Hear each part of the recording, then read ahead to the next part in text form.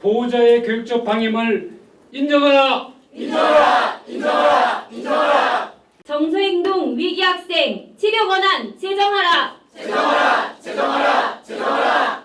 최근 많은 교사들이 학생들을 가르치고 지도하는 데 어려움을 호소하고 있습니다. 정당한 생활지도였음에도 정서적 아동학대로 고소를 당하는 사례가 적지 않은데 폭언, 폭행, 돌발행 등등 정서행동 위기 학생을 어떻게 지도할 수 있느냐고 되묻고 있습니다.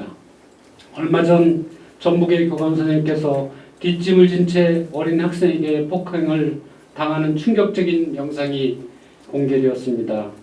학생이 수업을 방해하면 교사는 그 학생 때문에 사실상 수업을 진행할 수 없습니다. 이로 인해 다른 학생은 학습권을 침해받게 됩니다. 현장 교사들은 아동복지법 제17조 제5의 정서적 아동학대 규정이 너무나 모호해 수업활동 중 훈계나 지시가 정서적 아동학대 혐의로 신고되어 조사받을 수 있다는 우려를 제기하며 위법 행위에 해당하는 정서적 아동학대의 범위를 좀 더 명확하게 좁혀 규정해야 한다는 요구를 계속하고 있습니다. 교사들이 폭력을 말리는 과정에서 발생하는 행위가 신체적 아동학대로 학생을 분리지도하는 과정에서 생긴 불쾌감이 정서적 아동학대로 신고당할 수 있는 현 상황에서는 교사가 그 어떤 교육활동도 해낼 수 없습니다. 정서행동 위기 학생의 치료에는 학부모와 학생의 동의가 필수적이어서 현재는 치료를 거부하면 방법이 없습니다. 최근 3년간 정서행동 위기 관심군으로 진단받은 23만 3,526명 중 전문기관에 미연계된 학생 수는 5만 5,917명으로 약 24% 정도인데 이 중 학생과 학부모가 거부하여 미연계된 학생 수는 45,704명으로 약 82%에 달합니다. 교사와 학교는 그저 학부모가 거부하면 아무것도 할 수 없는 것이 오늘날 공교육의 현실입니다.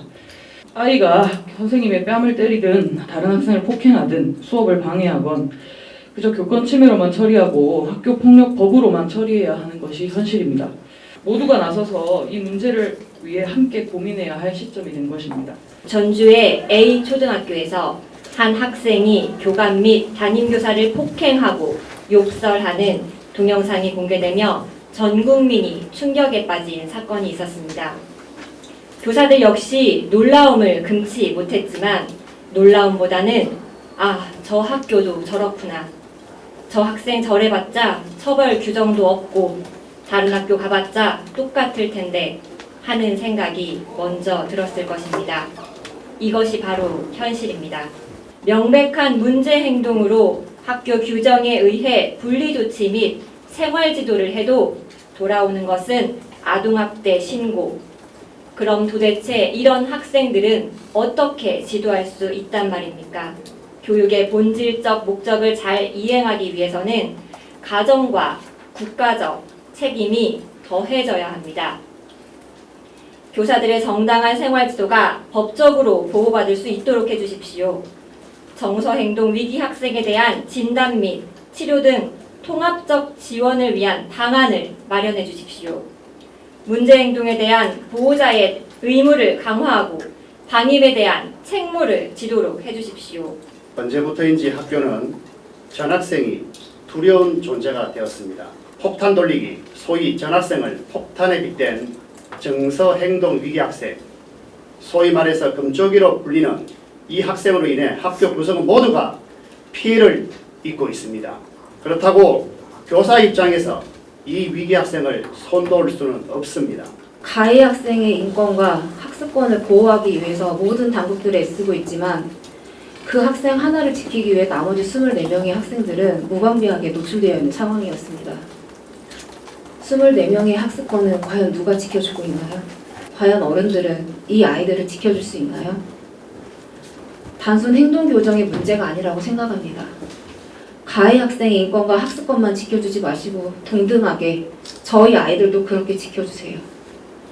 서로 떠넘기식의 이런 교육당국과 시당국의 왔다 갔다 의미 없는 정책은 저희를 더 힘들게 할 뿐입니다.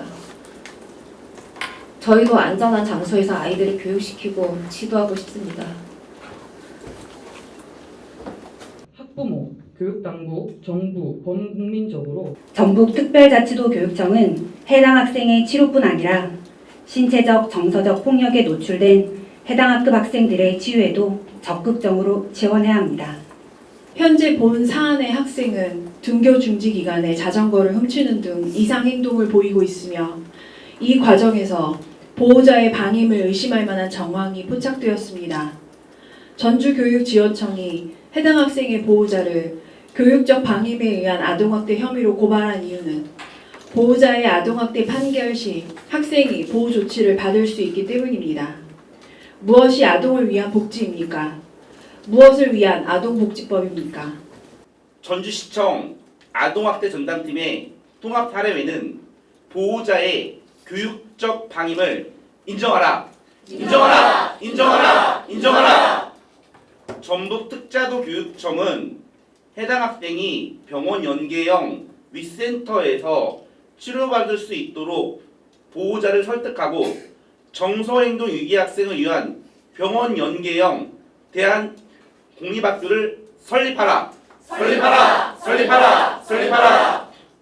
국회는 정서행동 위기 학생이 의무적으로 진단 및 치료받을 수 있는 법안을 제정하고 아동복지법 제17조 제5항 정서적 학대를 개정하라. 개정하라. 개정하라. 개정하라. 이상으로 정서행동 위기 학생 지원대책 마련 촉구 기자회견을 마치도록 하겠습니다. 나눠드린 자료를 참고하시고 더 궁금한 사항이나 추가 자료 요청은 전북교사노조에 연락 주시면 최대한 협조하도록 하겠습니다. 감사합니다.